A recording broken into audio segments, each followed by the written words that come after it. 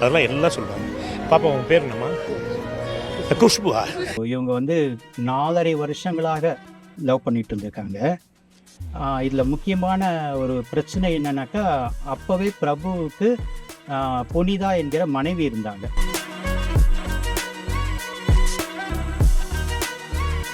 சிவாஜி சாருக்கே விஷயம் தெரிய வந்திருக்கு.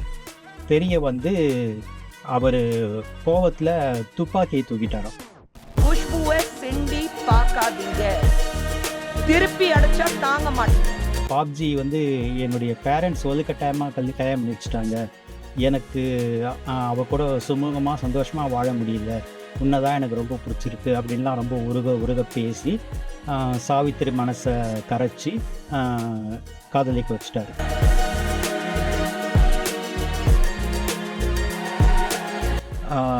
கணவன் வந்து இந்த அளவுக்கு தன்னுடைய நம்பிக்கையை உடைச்சி தன்னுடைய வாழ்க்கையை கெடுத்துட்டதுனால அவங்க அடிக்கடி சந்திரபாபு வீட்டுக்கு போக ஆரம்பிச்சிட்டாங்களாம்.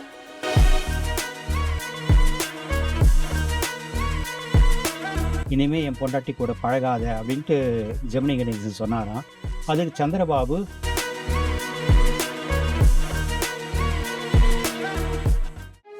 TN Talkies Tamil.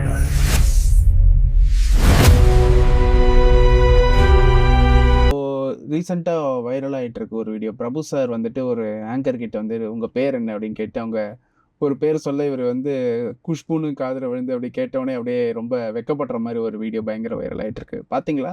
பார்த்தேன். அந்த ஃபேஸ் எக்ஸ்பிரஷனில் அவருடைய மலரும் நினைவுகள் ஒரு நிமிஷம் வந்து போச்சு. ஆமாம் ஆமாம். அது என்ன சார், உண்மையாகவே அவங்க 2 பேர் காதலிச்சாங்களா? கல்யாணம் பண்ணிக்கிட்டதா கூட ஒரு செய்தி இருக்குங்களே. 1988 தான் அவங்க முதல் முறையாக சேர்ந்து நடித்தாங்க. தர்மத்தின் தலைவன் படத்தில், ரஜினி சார் படத்தில் குஷ்புவும் பிரபுவும் நடித்தாங்க.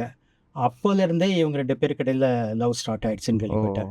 1988 சின்ன தம்பிலாம் வந்து அதுக்கு அப்புறமா வந்த படம் தான், 91 வந்த படம் தான். ஸோ இவங்க வந்து 4.5 வருஷங்களாக லவ் பண்ணிட்டு இருந்திருக்காங்க. இதில் முக்கியமான ஒரு பிரச்சனை என்னன்னாக்கா, அப்போவே பிரபுவுக்கு புனிதா என்கிற மனைவி இருந்தாங்க. அந்த புனிதான்ற மனைவி வந்து பிரபுவுடைய அத்தை பொண்ணு, சிவாஜி கணேசனுடைய உறவினர் பெண். கல்யாணம் ஆகி குழந்தைகளும் இருந்தது பிரபுவுக்கு. இவர் அவருடைய மகன் விக்ரம் பிரபு, அப்புறம் இன்னொரு மகள், அவங்களும் பிறந்துட்டு இருந்தாங்க. அந்த நிலையில தான் அவர் கல்யாணம் ஆகி குழந்தை பெற்றவர்னு தெரிஞ்சு தான் குஷ்பு அவரை லவ் பண்ணியிருக்கிறாங்க. 4.5 வருஷம் லவ் பண்ணியிருக்கிறாங்க. லிவ் இன் ரிலேஷன்ஷிப்பில் இருந்ததாக பத்திரிகைகளில் எழுதப்பட்டது. அதுக்கு பிறகு அவங்க 1993 ரகசிய திருமணம் செஞ்சு கொண்டதாகவும் சில பத்திரிகைகளில் செய்திகள் வந்தது. ஆனால் அது வந்து உறுதிப்படுத்தப்படாத தகவல். இந்த அளவுக்கு இது வந்து பப்ளிசிஸ் ஆன பிறகு, மீடியா அட்டென்ஷன் வந்ததுக்கு பிறகு தான் சிவாஜி சாருக்கே விஷயம் தெரிய வந்திருக்கு. தெரிய வந்து அவர் கோவத்தில் துப்பாக்கியை தூக்கிட்டாராம். என்ன காரியம் பண்ணுற நீ, குடும்ப மானத்தை கெடுக்க போறியா அப்படின்னு சொல்லிட்டு. ஏன்னா அவருடைய மருமகள் வேற மாமனார்கிட்ட கண்ணீர் விட்டு அழுதுருக்காங்க, தன்னுடைய கணவர் தன் கையை விட்டு போகிறாரு அப்படின்னு சொல்லிட்டு. அவங்க 2 பேரும், குஷ்புவும் பிரபுவும் அஃபிஷியலாக திருமணம் செய்து கொள்வதற்கே திட்டமிட்டிருந்த காலம் அது. ஸோ அந்த மருமகள் புனிதா மாமனார் சிவாஜி கணேசன் கிட்ட கண்ணீர் விட்டு அழுதுருக்கிறாங்க. அதன் காரணமாக சிவாஜி சார் கோபமாயிட்டு பிரபுவை சொல்கிறதுக்கு துப்பாக்கி தூக்கிட்டாராம். ஒரு துப்பாக்கி குண்டு துப்பாக்கிலேருந்து வெடித்து வெளியே வந்ததாக கூட சொல்கிறாங்க. ஆமாம். ஆனால் இவர் பிரபு காயம்படலை. ஸோ அந்த அளவுக்கு தீவிரமாக சிவாஜி சாரும் குடும்பத்தாரும் எதிர்த்தாங்க. அப்படிங்கிறதுனால அவர் மனைவியும் தீவிரமாக எதிர்த்தாங்கன்ற காரணத்தினால பிரபுவும் குஷ்புவும் பிரிஞ்சிட்டாங்க. 2018 என்னமோ தினத்தந்தி டிவிக்காக அவங்க பேட்டி கொடுத்துருக்காங்க குஷ்பு. அதில் நெறியாளர் கேட்டிருக்காரு, பிரபுவுக்கும் உங்களுக்குமான அந்த உறவை பற்றி சொல்ல முடியுமான்னு கேட்டதுக்கு அவங்க வந்து அதை மறுக்கலை. என்ன சொன்னாங்க, அதெல்லாம் ரொம்ப காலம் கடந்து போச்சு, இப்போ அவருக்கும் வந்து பேரம்பேத்திலாம் பிறந்துட்டாங்க, என் பொண்ணுக்கும் வந்து 18 வயசு ஆயிடுச்சு, இப்போது அதை பற்றிலாம் எதுக்கு பேசுறது அப்படின்னு சொல்லிட்டு அதை மழுப்பிட்டாங்க. இதில் முக்கியமாக சொல்ல வேண்டிய விஷயம் என்னென்னா, எப்படிலாம் வந்து இரட்டை வேடம் போடுறாங்க சில மனிதர்கள் அப்படிங்கிறது. கல்யாணமாகி குழந்தைகள் இருக்கிற பிரபுவை இவங்க காதலிச்சது தப்பில்லையாம். ஆனால் கல்யாணமாகி குழந்தை இருக்கிற மோகன் ரவி என்கிற ஜெயம் ரவி கெனிஷா கூட காதல் வயப்பட்டது மட்டும் தவறு. ஒரு குடும்பத்தை கெடுக்கிறாரு, குடும்பத்தினுடைய நிம்மதியை குலைக்கிறாரு, அந்த பசங்க பாவம், அவருடைய மனைவி ஆர்த்தி பாவம் அப்படின்லாம் இவங்க வந்து பேசிக்கிட்டும் ட்வீட் போட்டுக்கிட்டும் இருந்தாங்க. அதுதான் ஒரு முறை இவங்களுடைய, அதாவது மோகன் ரவி அண்டு ஆர்த்தியுடைய 2 பேருக்கு இடையில சண்டை பிரச்சனை அதிகரித்ததுக்கே குஷ்பு காரணம் என்பது போல ஒரு அர்த்தம் தொனிக்கிற ஒரு பேட்டியை கூட ரீசெண்டாக மோகன் ரவி கொடுத்துருந்தாரு. குஷ்பு பேரை சொல்லாமல் அந்த அவங்களுக்கு இட்லி நடிகையின் பேர் இருக்கு, அவங்களுக்கு என்ன தகுதி இருக்குது என் குடும்ப பிரச்சனையில் தலையிடுறதுக்கு, அவங்க தான் வந்து ரொம்ப மோசமாக்கி இருக்காங்க என்னுடைய பிரச்சனையை அப்படின்ட்டுலாம் அவர் வெடிச்சார். ஸோ அப்படி இவங்களுடைய இவர் மோகன் ரவி வந்து மனைவியும் குழந்தைகளையும் விட்டு குழந்தைகளை அவர் விடலை. குழந்தைகளை வந்து பார்க்கணுன்னு ரொம்ப ஆசையாக பாசமாக தான் இருக்கிறார். பட் அவங்க அந்த அந்த எக்ஸ்ட்ரா மேரிட்டல் அஃபேருக்காக மோகன் ரவியை தாக்கி பேசுவதற்கு குஷ்புவுக்கு என்ன தகுதி இருக்குது அப்படிங்கிறது தான் நான் கேட்குறேன். ஓகே, கல்யாணம் வரைக்கும் போய் நின்ன காதல்கள் சினிமாவில் நிறையா இருக்குன்னு கேள்விப்பட்டிருக்கோம். அதுக்கு வந்து மிகச்சரியான உதாரணம் யாருன்னு கேட்டிங்கன்னா, பழைய நடிகை சாவித்திரி அம்மா தான். ஓகே, கீர்த்தி சுரேஷ் நடிகர் திலகம்ன்ற படத்தில் அந்த சாவித்திரி அம்மா கேரக்டர்லாம் நடிச்சிருப்பாங்க. அவங்களுடைய லைஃப் ட்ராஜடி என்னென்னா, ஜெமினி கணேசன் கூட சேர்ந்து நடிக்கும்போது ஜெமினி வந்து லவ் ப்ரப்போசல் பண்ணியிருக்காரு சாவித்திரி கிட்ட. அப்போவே அவருக்கு 2 மனைவிகள் இருந்திருக்கிறாங்க.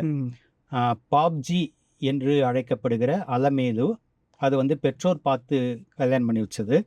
2வது புஷ்பவல்லி என்கிற நடிகை, அது வந்து அவர் காதலிச்சு கல்யாணம் பண்ணிக்கிட்டது.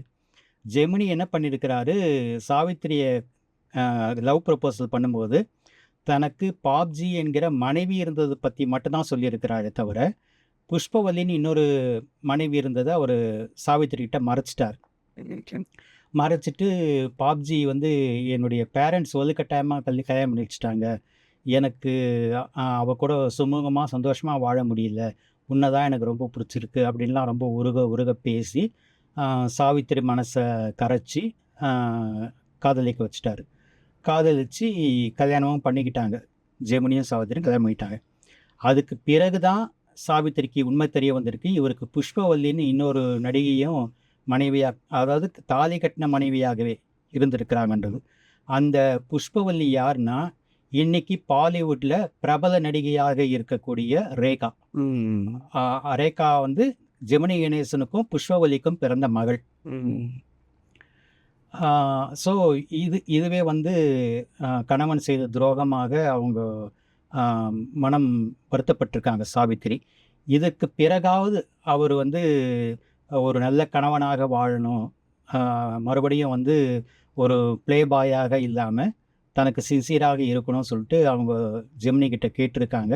ஆனால் அதுக்கு பிறகும் அவர் ஒரு நடிகை கூட ஒரு அஃபேரில் இருந்ததாக செய்திகள். அதுக்கப்புறமும் சாவித்திரிக்கு பிறகும் கூட ஒரு நடிகை கூட கல்யாணம் பண்ணிக்கல, ஆனால் அஃபேர் இருந்ததாக செய்திகள் வந்திருக்கு. ஸோ இதெல்லாம் சேர்த்து வச்சு இவங்களுக்கும் சந்திரபாபு, நடிகர் சந்திரபாபுக்கும் நட்பு இருந்திருக்கு, சாவித்திரிக்கும் சந்திரபாபுக்கும். கணவன் வந்து இந்த அளவுக்கு தன்னுடைய நம்பிக்கையை உடைச்சி தன்னுடைய வாழ்க்கையை கெடுத்துட்டதுனால அவங்க அடிக்கடி சந்திரபாபு வீட்டுக்கு போக ஆரம்பிச்சிட்டாங்களாம். 2 பேருக்குமே மது பழக்கம் இருந்திருக்கு, சந்திரபாபுக்கும் சாவித்திரிக்கும். இது வந்து நான் சாவித்திரி அம்மா மேலே குற்றச்சாட்டாக சொல்லலை. ஒரு கணவன் மனைவிக்கு உண்மையானவனாக இல்லாத போது அந்த மனைவியும் கணவனுக்கு உண்மையானவளாக இருக்க வேண்டும் என்கிற அவசியம் இல்லை, அதுதான் என் கருத்து. ஸோ இந்த விஷயம் தெரிய வந்து, சந்திரபாபு விஷயம் தெரிய வந்து, சந்திரபாபு வீட்டுக்கே போய் ஜெமினி கணேசன் சொன்னாராம், நாம் 2 பேரும் ரொம்ப வருஷம் ஃப்ரெண்ட்ஸாக இருக்கிறோம், என் பொண்டாட்டி தான் புத்தி கெட்டு போய் அவங்க உங்க கூட பழகிறாள்னா நீயும் எதுக்கு அதை அலோவ் பண்ணுற, இனிமேல் என் பொண்டாட்டி கூட பழகாத அப்படின்ட்டு ஜெமினி கணேசன் சொன்னாராம். அதுக்கு சந்திரபாபு, அதையே என்கிட்ட சொல்கிற, நான் ஒரு ஆம்பளை, என்னை தேடி வரக்கூடிய பெண்கள்கிட்ட நான் பிரியமாக தான் நடந்துப்பேன், நீ முடிஞ்சால் உன் பொண்டாட்டிய மனசை மாற்றிக்கோ அப்படின்ட்டு சொன்னதாகவும், இவர் கோவமாக உன்னை என்ன பண்ணுறேன் பாருன்னு சொல்லிட்டு, அதுக்கு பிறகு ஜெமினி படத்தில் 4 படங்களில் சந்திரபாபு நடிக்க புக் ஆகியிருந்தாராம். அந்த 4 படத்துல இருந்து சந்திரபாபு தூக்க சொல்லிட்டாரா ஜெமினி. ஓ இப்போ நான் சொன்ன இந்த சந்திரபாபு சமாச்சாரத்தை சமீபத்தில் சந்திரபாபுடைய தம்பி அவரே பேட்டியில் சொல்லியிருக்கிறார். ஓ ஓகே ஓகே. அதாவது ஒரு சந்திரபாபு தம்பிக்கே இது வந்து தெரிஞ்சிருக்கு. ஆமாம், ஓகே அந்த காலகட்டத்திலே தெரிஞ்சிருக்கு. ஸோ இப்படியாக மனம் உடைந்து போன சாவித்திரி சந்திரபாபுனுடைய நட்பில் ஒரே ஆறுதலை பெற்று கொண்டிருந்தாங்க. எம்ஜிஆரை ஹீரோவாக வைத்து சந்திரபாபு படம் தயாரிக்க திட்டமிட்டார். படத்தில் சாவித்திரியை தான் வந்து ஹீரோயினாக போடுறதுக்கு சந்திரபாபு டிசைட் பண்ணியிருக்கார், தன்னுடைய தோழி அப்படிங்கிறதுனால. ஷூட்டிங்கும் கொஞ்ச நாள் நடந்திருக்கு, ஒரு 10 days ஷூட்டிங் நடந்திருக்கு. 10 days ஷூட்டிங் நடந்ததுக்கு பிறகு எம்ஜிஆர் தனக்கு ரஷ் போட்டு காமிக்க சொன்னாராம். ரஷ் போட்டு பார்க்கும்போது சாவித்திரி அம்மா உடம்பு குண்டாகி இருந்தாங்க. அதனால் எம்ஜிஆர் சொன்னாராம், இவ்வளவு குண்டானவங்க என் கூட ஹீரோயினாக நடித்தாக்கா அது நல்லா இருக்காது, ரசிகர்கள் ஏற்றுக்க மாட்டாங்க, அதனால் ஹீரோயினை மாற்று அப்படின்னு சந்திரபாபு கிட்ட சொன்னாராம். சந்திரபாபு வந்து இல்லை, அவருக்கு வந்து அந்த அளவுக்கு சாவித்திரி மேலே அவருக்கு ஒரு சின்சியாரிட்டி. தனக்கு எம்ஜிஆர் ஹீரோவாக நடித்தா தன்னுடைய படம் மிகப்பெரிய வெற்றியடையும், தனக்கு பெரிய பொருளாதாரம் கிடைக்கும் அப்படிங்கிறது தெரிஞ்சிருந்தும் கூட அதுக்காக சாவித்திரி அவர் விட்டு கொடுக்க மனசு வராமல், இல்லை ராமச்சந்திரன் பேர் சொல்லி தான் பேசுவாராம் சந்திரபாபு. இல்லை ராமச்சந்திரன், சாவித்திரி தான் இதுக்கு பொருத்தமாக இருப்பாங்க அப்படின்ட்டு ஹீரோயினை மாற்ற மறுத்துட்டாராம். இதுக்கப்புறம் கோச்சிக்கிட்ட எம்ஜிஆர் கால் ஷீட்டு கொடுக்காம அந்த படத்தை அப்படியே விட்டுட்டாராம். அதனால் அந்த படம் ட்ராப் ஆகிட்டு, ஏற்கனவே பண பிரச்சனையில் இருந்த சந்திரபாபு 10 நாள் ஷூட்டிங் நடந்ததுன்னா அதுக்கு எவ்வளவு செலவாகும்ன்றது தெரியும் எல்லாருக்கும். ஸோ அந்த செலவும் ஏறி போய் நிறைய கடனாளியாகி அதனால் வந்து ஓவர் குடிகாரராகி அவரும் இறந்துட்டார். அதுக்கு பிறகு சாவித்திரி அம்மாவும் கடுமையாக body and mind are inter ரிலேட்டட்னு சொல்லுவாங்க, அந்த மாதிரி வந்து அவங்களுடைய மனசு உளைச்சல் காரணமாக, மனம் பாதிக்கப்பட்டது காரணமாக உடலும் பாதிக்கப்பட்டு, உடல்நிலையும் பாதிக்கப்பட்டு அவங்களும் ரொம்ப உடல் மெலிந்து போய் ரொம்ப நோயப்பட்டு இறந்து போனாங்க. நடிகை திலகம் படத்தில் வந்து ஓரளவுக்கு ஜெமினியை வந்து குற்றம் சாட்டும் விதமாக காட்சிகள் இருந்திருக்கு. அதை வந்து இவங்க பாப்ஜியுடைய மகள் டாக்டர் கமலா செல்வராஜ் அவங்க வந்து கொதிச்சு போய் பேட்டி தான் கொடுத்துருந்தாங்க. எங்கள் அப்பாவை வந்து வில்லன் மாதிரி சித்தரிச்சிட்டாங்க படத்தில், எங்ககிட்ட வந்து டிஸ்கஸ் பண்ணவே இல்லை அந்த படத்தை எடுக்கும்போது அப்படின்லாம் சொல்லிட்டு இருந்தாங்க. பட் வந்து எப்படி இருந்தாலும் வந்து அவர் வந்து சாவித்திரி ஏமாற்றி திருமணம் செய்து கொண்டது உண்மை.